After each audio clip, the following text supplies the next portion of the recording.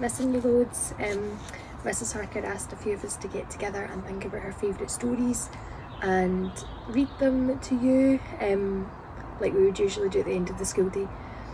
So I'm going to read my favourite story, which is The Scarecrow's Wedding by Julia Donaldson. Loads of you that have been in my class know that this is my favourite, and now it's one of Leo's favourites too.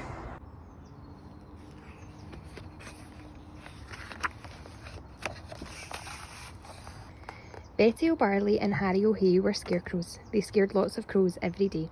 Harry loved Betty and Betty loved Harry. So Harry said, "Betty, my beauty, let's marry. Let's have a wedding, the best wedding yet. The wedding that no one will ever forget." Betty agreed, so they hugged and they kissed. Then Betty said, "Harry dear, let's make a list." "Just as you say," answered Harry O'Hay, so they wrote down the things they would need on the day. A dress of white feathers, a necklace of shells, lots of pink flowers, 2 rings and some bells. Then Harry gave Betty O'Barley his arm, and the scarecrows set off on a hunt round the farm. They hadn't gone far when they'd spotted some geese. "Oh geese, if you'll give us a feather apiece, you can come to our wedding, the best wedding yet, the wedding that no one will ever forget." "We will," honked the geese, and they each gave a feather. A spider friend offered to sew them together. "Hooray," cried the scarecrows, they hugged and they kissed, and they hurried back home and crossed dress off their list. Then Harry gave Betty O'Barley his arm, and they set off once more on their hunt round the farm. They hadn't gone far when some cows gathered round, and the bells round their necks made a wonderful sound. Ring-a-ding-ding, ring-a-ding-ding. "Oh cows, will you please come and make your bells ring for our wonderful wedding, the best wedding yet, the wedding that no one will ever forget." "Yes," mooed the cows, "we can tinkle our bells." Then a crab scuttled up with a necklace of shells. Some mice found 2 rings in a bin. They were certain the rings had belonged to an old farmhouse curtain. "Hooray," cried the scarecrows, they hugged and they kissed. "Pink flowers are the only things left on our list." Then Harry said, "Betty dear, I can find those. Why don't I pick some while you have a doze?" Pink flowers, buzzed a big stripy bee. "I can find a field of pink flowers, follow me." So the bee led the way, and they travelled for hours till they came to a field full of pretty pink flowers.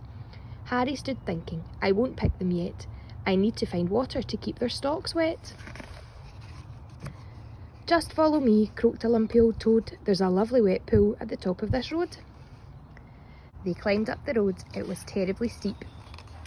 "I'm tired," said the toad, so they stopped for a sleep. Early next morning they came to the pool. "This water," said Harry, "is beautifully cool, but now I need something to carry it in. A jug, or a vase, or a cup, or a tin." "I think I can help," said a small squirrely snail. "I can show you the way to a very fine pail." So the snail and the scarecrow set off on their way, but the snail was so slow, it took more than a day. Betty was worried. What's happened to Harry? Where is the scarecrow I'm planning to marry? The farmer came by with a frown on his face, and he made a new scarecrow to take Harry's place.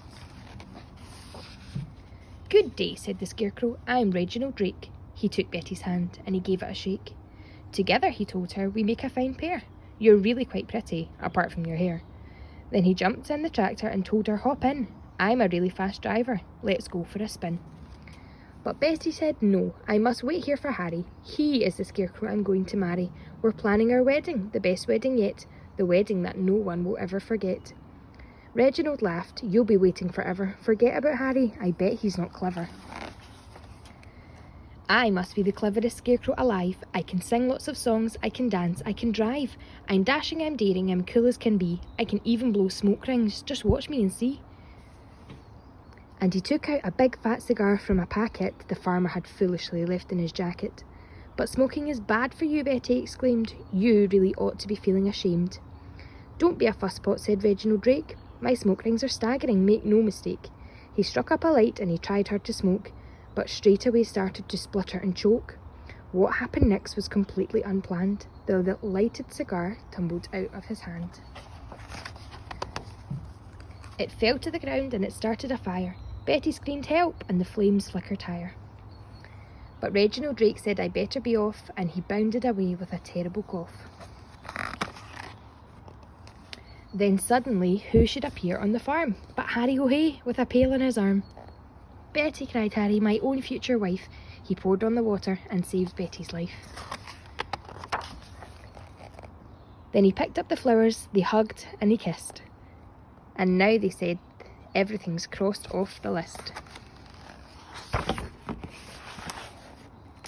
So Betty O'Barley and Harry O'Hay wed one another the very next day, and everyone, even the snail who was late, said, don't they look happy and don't they look great? This, they agreed as they sprinkled confetti on Harry O'Hay and his beautiful Betty, is the best wedding ever, the best wedding yet, the wedding that no one will ever forget. So that was the Scarecrow's wedding, everyone. Hope you're staying safe and hope to see you all soon. Miss you loads.